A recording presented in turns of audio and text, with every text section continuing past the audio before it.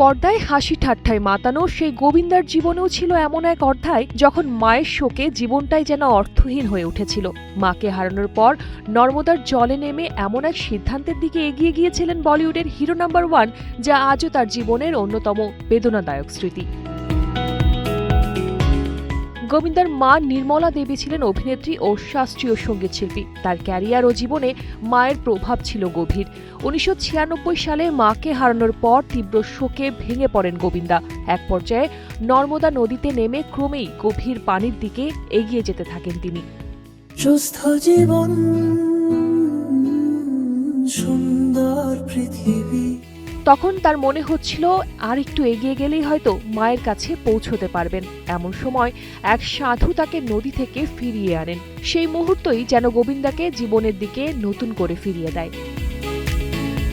মায়ের প্রতি তার ভালোবাসার শুরু অবশ্য আরও আগে। মাত্র 13 বছর বয়সেই মায়ের কষ্ট দেখে অভিনয়কে পেশা হিসেবে নেওয়ার সিদ্ধান্ত নিয়েছিলেন তিনি। মাকে খুশি করাই ছিল তার সবচেয়ে বড় প্রাপ্তি। পরে মায়ের শেখানো মূল্যবোধ ও স্বপ্নকেই নিজের জীবনের শক্তি বানান গোবিন্দা। মাকে হারানোর সেই শূন্যতা মুছে যায়নি, তবে সেই শোকই শেষ পর্যন্ত তাকে বাঁচার নতুন অর্থ খুঁজে দিয়েছিল। শালীন সুমি, কালের কণ্ঠ।